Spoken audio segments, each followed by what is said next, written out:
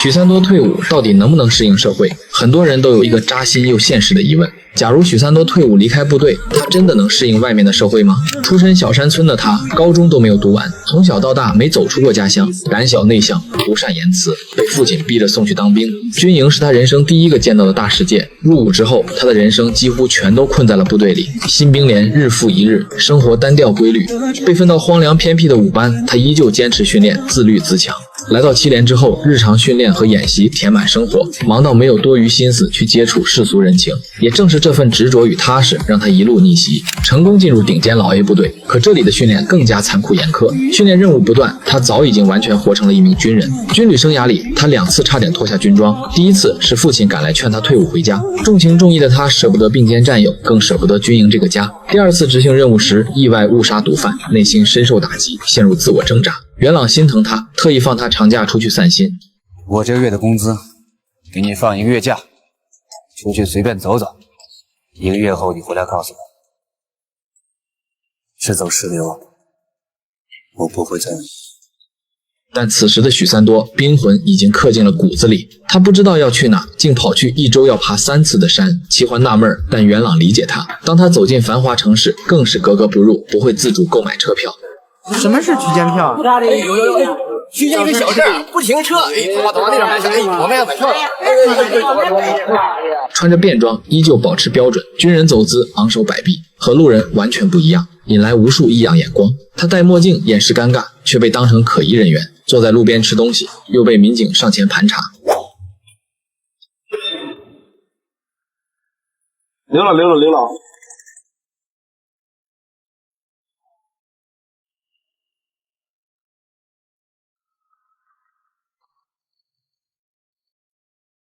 你好，请问这里哪里可以有换衣服的地方？第一次直面大城市的喧嚣，他满是无助、窘迫与迷茫。那一刻他才明白，外面的繁华热闹只会让他窒息，只有穿上军装，他才安心自在。走投无路的他，甚至翻墙偷偷回到老部队，只想待在曾经的营房。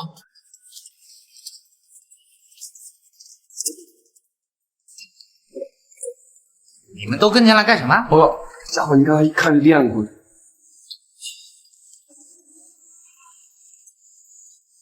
把头抬起来。他们没怎么脏你吧？把头抬起来。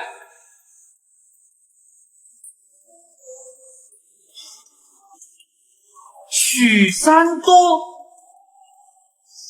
他曾经很自信地对元朗说：“我能从老百姓做到老 A， 也能从老 A 做回老百姓。”可当枪交到他手上，刻进骨子里的肌肉记忆，行云流水的战术动作早已和他融为一体。元朗一语点醒他：“你还能回去吗？”等等。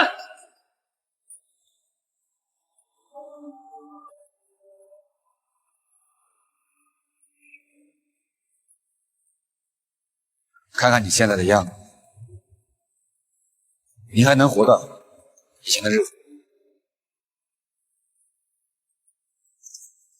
他为人耿直，不懂圆滑世故，厌恶算计、人情往来，复杂世俗的社交规则本就是他排斥且不擅长的东西。长年累月的军营生活早已让他与部队合二为一，军人的信仰和并肩的战友都是他无法割舍的依靠。五虎，给他拿下！许三多，许三多，还手啊！让你妈知道你不是在这混的出息！爷，打起来了！伯伯，您不知道，许三多在我们这儿学的可厉害呢。骗鬼吧你啊！我的儿我还不知道啊！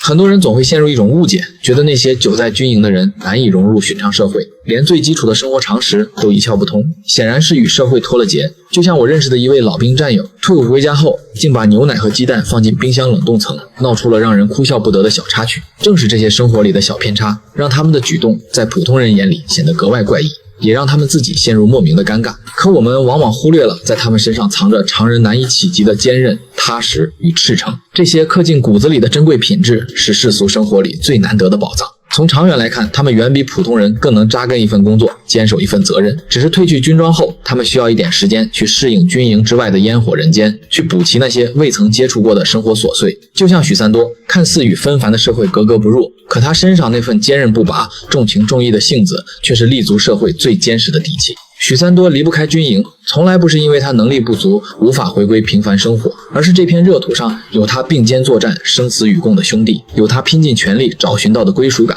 军营早已不是他暂时栖身的地方，而是他真正的家。